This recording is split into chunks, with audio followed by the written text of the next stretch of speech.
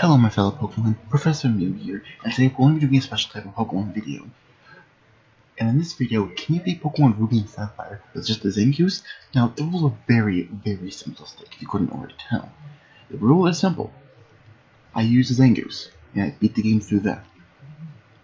But there are going to be a few problems that we'll get you later on when the time comes, obviously. In this video, I'm going to be doing very specific things. Main issue coming from this. With the Zangoose, I can only do so much with the Zangoose, but I can also have HM slaves to make it so much easier. But I can't use the HM slaves in battle, I can only use the Zangoose, meaning if I get the stats infliction or lose to some stats, let's just say I don't really benefit all that much. But the point is, I think the point of this challenge is to make it more difficult just to play through one of my favorite Pokemon games. Just through this, just with a challenge. So of course I had to do a few things, like edit what the starter Pokemon turns into, which is Zangoose. But this is the only time I'm doing something like this, don't worry. Everything else is purely in the game. But notice I did for the Torchic. This is to make it kind of easier on me. Because to choose Torchic, it does choose a different Pokemon, which is Marshtomp. And it's for the better that this happens rather than me choosing a Pokemon that it can't exactly use. And so the first thing that happens when we get Zangoose, we nickname it. I did not nickname it because, well, this is supposed to be a challenge. Overall, the point of this challenge is to, well, beat the game with Zangoose. So if Zangoose tells the moveset being the way it is, I think we do have a chance of winning. But as problems happen, I'll explain them. First things first, we battle May. May isn't really that hard, it's the first battle in the entire game, so there's no way you can really lose. So she chooses Medkit, like the entire point of it was choosing Medkit. I mean, the entire point, again, was to avoid having to choose Blaziken to make it harder on me in the long run. I didn't want to make this challenge difficult, even though it's called a challenge for a reason, because we're already at a disadvantage considering, well, Zangoose isn't that bulky in terms of defense. At least I'm not pretty sure it's not. But, and there's a big but, there is a reason why I chose Zangoose over other Pokemon. And that has to do with its experience gain, which is considered erratic. And just like other Pokemon that have erratic, they level up really quickly. But this isn't enough for me. Saying what do you mean it's not enough for you? In Pokemon Ruby and Sapphire, and technically Fire Red and Leaf Green, you can catch a Zigzagoon to get Pickup in this game. But what does Pickup do? Well, what Pickup does is that it has a certain % chance to pick up an item. Overall, there's a 45% chance of an item being picked up, but you're not sure what you're going to get without picking it up.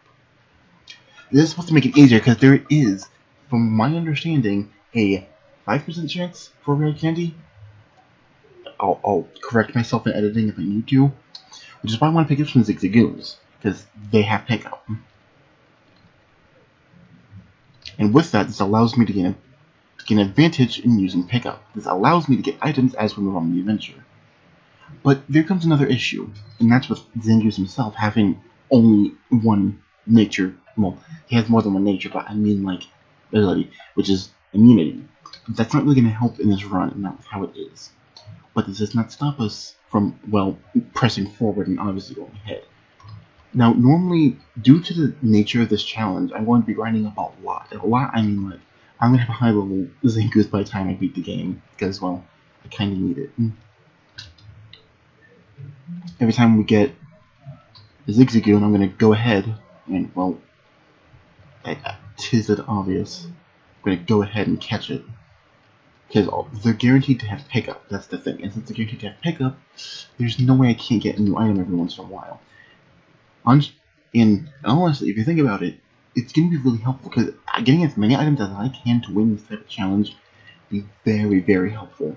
Whatever item I can get, I can benefit from. So we're going to catch 5 Zigzagoon before moving on, and before leveling up too much. And after that, then we'll be able to do, well, complete the challenge. Because with all these fresh items, it allows, see, you already get some items. Full heal, and an Ultra Ball. Yep, it's that simple. If you couldn't tell from the chart before, it's almost guaranteed almost every time we're going to get something good out of it. So we push forward, and I'll defeat a few trainers. I'm pretty much going to be skipping the large majority of the journey, mostly because of how it's portrayed. There's no reason for me to show you the entire game. This isn't a long play. That's why everything is being sped up the way it is. Also why I'm cutting out a lot. Any menial task I'm more likely to cut out. Why? Because, well, it's no point in showing it on screen, is there? Like, I mean, there are some story important things I'm obviously going to show. I mean, not the point. It's a story related. It's going to have to be on the screen to see. The main is that I'm speeding up everything. This is just to make this go faster instead of just sitting here and doing nothing. So, in all honesty though, when you think about it, this is going to be one of the harder things. But there's one item called the King's Rock, an whole item that may cause flinching when the foe is hit. I mean, I can get district to my Zangoose, and since Zangoose is fast enough and is more likely to strike first, you can imagine what I'm going to get out of it. So basically what I'm going to be doing, I'm going through the entire game with my Zangoose holding the King's Rock. And then I'll only be recording the important battles. And by important, I mean like the gym leaders, rival battles, and, well, generally anything relating with Team Magmar, Aqua, and the Elite Four. So hopefully, it becomes that simple. The first obstacle obviously has to deal with Team Magma in Petalburg Woods, where they're trying to take the Devon Goats. So, you know, we just gotta defeat them with the Puchiana. Now, by the time I have a level 7 Zangoose, this should make it easier to handle with just like a scratch or two. And there we go, it's almost like there was no challenge at all. Now, we already ran into our first problem in this run, and that is Rustboro City. Because the gym leader is, if you couldn't already tell, Roxanne, which uses, well, rock-type Pokemon. So we're already going to having a few problems. But this is easily circumvented with just a couple of grinding. Okay, you know what? Don't question me. And by that, I mean we're just going to grind up a little bit over here on Route 116 and then get it done there.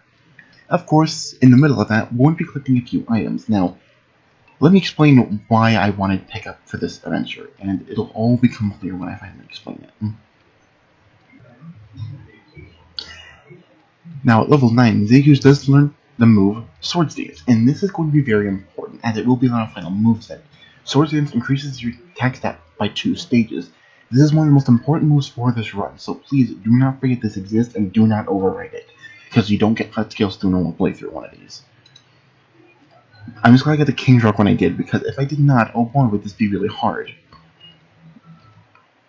The Sword Dance, increasing our stages by at all, make it so much easier to win. And with that makes grinding a breeze, I'm going to make the gym leader a lot easier. But what do I mean by that? Due to Zangoose being a normal type Pokemon learning almost exclusively normal type moves, besides maybe 1 or 2 exceptions, we're going to need Swords Dance. This is because it learns Fury Cutter. It also learns, well, Pursuit. And those aren't going to help on our adventure right now. At least not to my understanding. So, of course, that is the entire reason why I would pick up Zangoose. Because it can be a very good sweeper, and that's exactly what I'm looking for in this situation. With no sweeping capabilities, there's no way to win the run, and the entire point of the run is to, well, win it. That way, in this situation, there's no way I can lose this run simply by, well, not being strong enough, because of how the stats work. Also, if you have looked at the chart, you notice that they can pick up an item called a Protean. Protean, however you want to say it. This increases the physical attack stat. This allows me to take advantage of that to get more physical attack stat. So before we fight this gym leader, I'd say you're going to want to be level 15, 16 when you want to fight it. So that's how far I'm going to go before we actually challenge the gym leader. Now that I've hit level 15, I am able to go straight into the gym and start destroying things.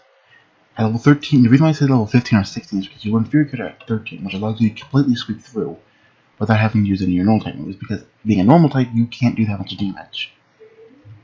But look at the bright side, you can still do how Fury Cutter works, you're able to gain damage over time, assuming it doesn't miss. And you know what happens when it misses. It starts over at its really crappy 15 base power. And no one likes really crappy base 15 power. Especially me. So that's why I decided to, you know what, use Swords Dance. And that's how you're going to beat this gym. Using Swords Dance. Then using Fury Cutter. But believe it or not, as this is the first challenge, no matter what level I seem to have been in, it's still going to be giving me a hard time. Why? Because I already lost. Yeah, you can tell this is a very fun game sometimes. And with that, the first badge is now ours. With the stone badge, I'm also able to use cut outside battle, which will be very important, and we now have Vest of Rock Tomb, a move that I personally won't be using. So everyone gets taken, we're able to move all the way over next to the Pokemon Center before healing, go over here and picking up Cut. This will be important later on, because of the items we can really get. And with the way Zigzagoon works in this game, it's very helpful to teach it Cut, so I don't have to teach our Zangoose Cut. You're probably wondering, wait, hold on.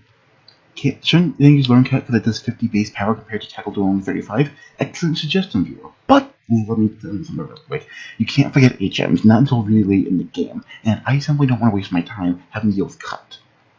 Not to mention, I have Quick Attack, so why would I ever learn Cut?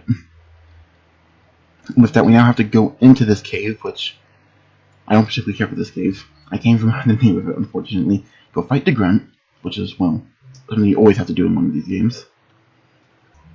After that, you save Pico. And then you head all the way back to Oldale Town. No, not Oldale Town, oh my god. Head all the way back to catch the ship to go straight to Dewford, which will run 2 hours. Now, I skipped over the fact where you're pulled away from your main quest to go grab the Divan goods, or, in this case, the mail to Steven. This is because we don't see them again, and besides, the only thing we get from them is when we go back to grab the experience share, and we can't really benefit from the experience share because I'm only using Zangoose for this run. And now here's the problem with Dewford, the fighting tech gym leader. Now, you're probably wondering, why did you use Nulltype for this run with so many disadvantages near the beginning? Because, with how Zangoose works, it's very easy to go around this when we go get strength. And when we get strength, we'll come back to defeat Broly.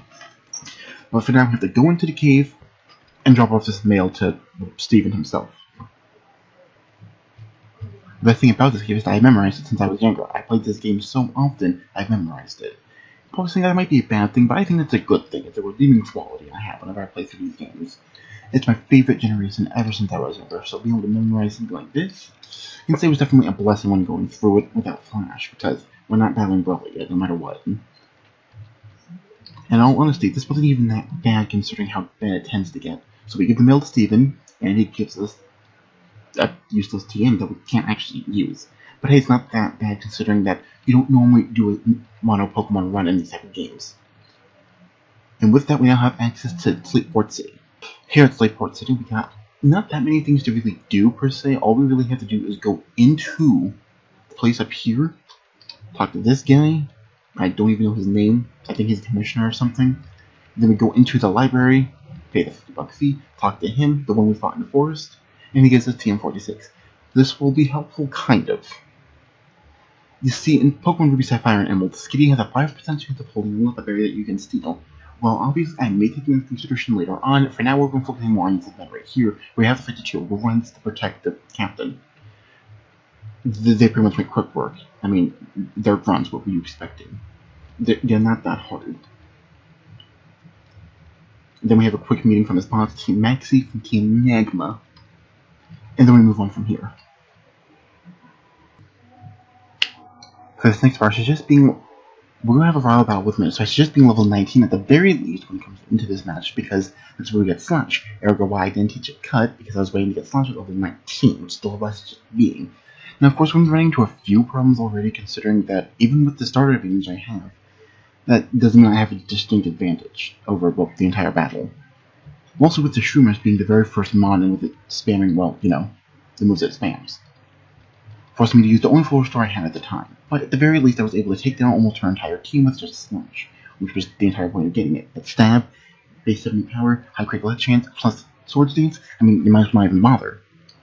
And this is where the run starts getting kind of easier, but kind of not. You see, after some point in this, we have to run into, well, more issues, mostly revolving around how it's slowly going to start wearing on us that we only have this one mon, and that with only one mon, we can't get much done. But of course, that's just the way of how the challenge works. So of course, Wally's in our way, so we have to go battle Wally. Wally is more of a disappointment in this fight, and it's sad that we fight him this one time before the Elite Four fight. With one slash, he goes down very easily. Now, before I battle this Junior, I suggest being around level 23-25.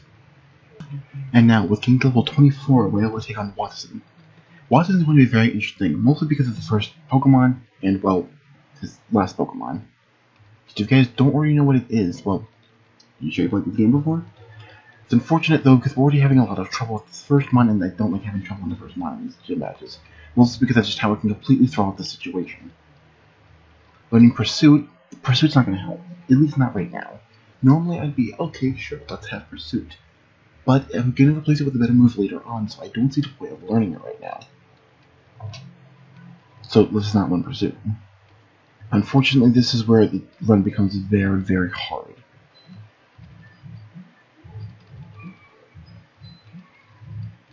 This Magneton is quite the challenge. Okay, second try against Watson. If you haven't noticed the pattern, some fights are going to start taking multiple times to win. This has to do with how Zangoose is not tanky by any means necessary, making it more of a difficulty rather than, well, anything else.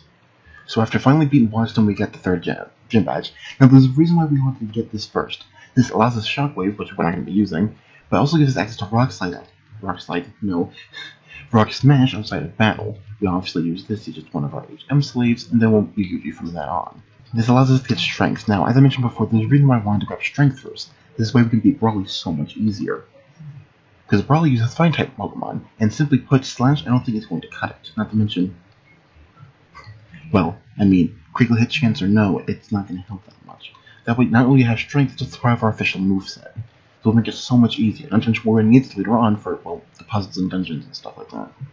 It doesn't matter what level you tend to be, as long as you have Strength, you really shouldn't have that hard time facing against him. As you can see, I can just absolutely sweep him with Strength. This is the power of Zangoose, everybody, making it so much easier to actually win. And with the Knuckle Badge, we can use Slash at Play of Battle, something that we'll need a little bit later on. And now we can use Rock Slide to completely move on from the previous area and move on to the actual gym leader of the next area. And then we made with Team Magma and Falls. You know, something tells me that it's rhyming through there.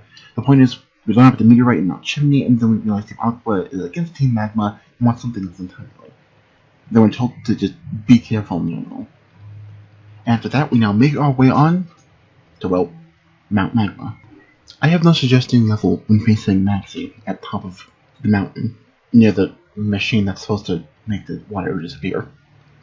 But I am level 30 at this point, as well, it seems to be for the better. But I think you're starting to notice what I've done here. You notice the pattern. I'll just show an important boss fight or two, and overall, all I'm trying to do is show you that this run is a lot harder than it looks.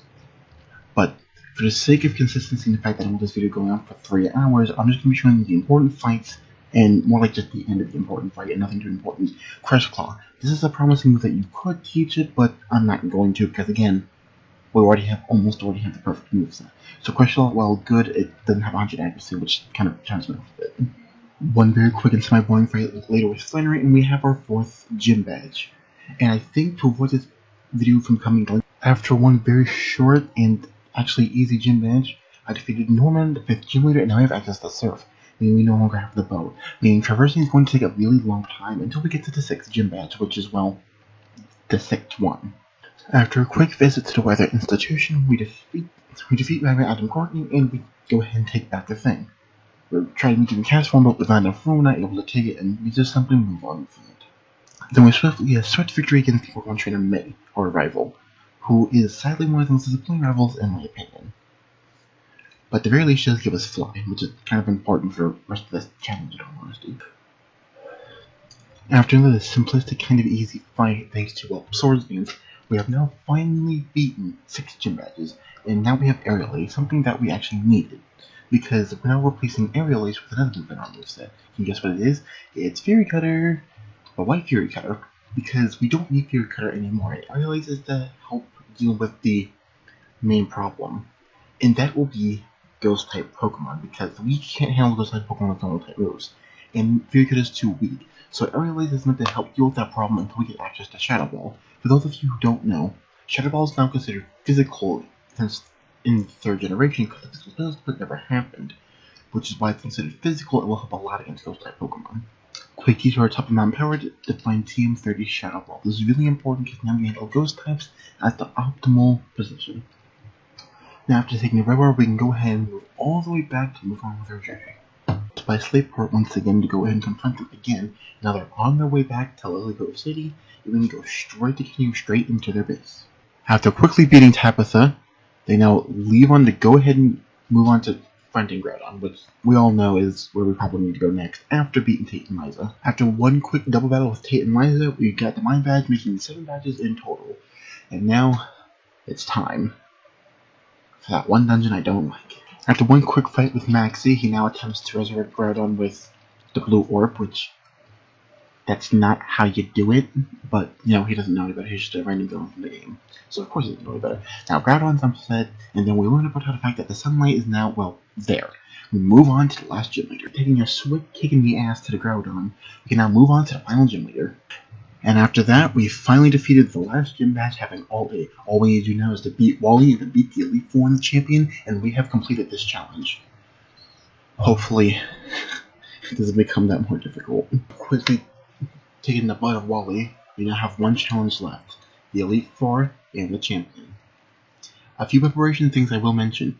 You have mostly gotten PP-ups from It Has Come to finally fight the Elite Four, but first, a few things you must know. Throughout the entire journey, you've been using Pickup to pick up a lot of items. Some things you've gotten are PP-ups, which are important for the moveset, and rare candies, which are right here. PP-up.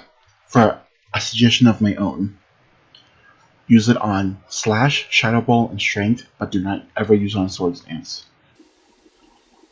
And then, when you think you're done grinding, use all your rare candies.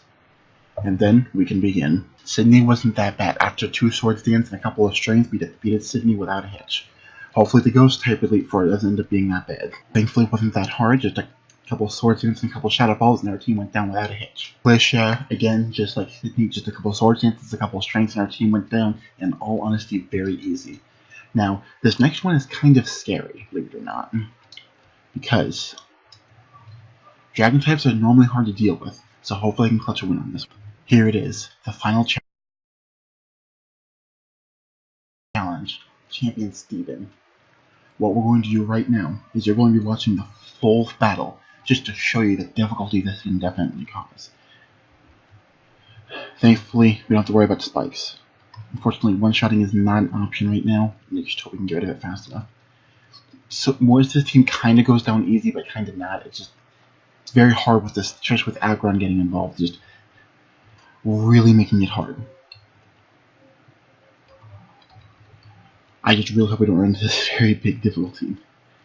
With Cradley, it's not, I don't know, because it's confusing possible poison, which is impossible with my typing. Metagross, this is the main concern I had, and he goes down on one Shadow Ball. So yes, we defeated the champion all by itself with our faithful companion Zangoose. So, is it possible to beat all of Pokemon Ruby and Sapphire with a Zangoose? Well, I'd say so. I'd say it's pretty possible in all honesty. And let's end this video off with victory for Zangoose right here, level 67. Welcome to the Hall of Fame, Zangoose. You did the crap. You have no idea how long this took. Actually, I think I might tell you, it took me 18 hours to do this. Just put that into perspective in a 24-hour day. Oh my god. So, I hope you guys enjoyed this video. I'm probably not going to make another one of video like this, how long this one took, but who knows, maybe in the future I will. Anyways, I'll see you guys in the next encounter. Goodbye.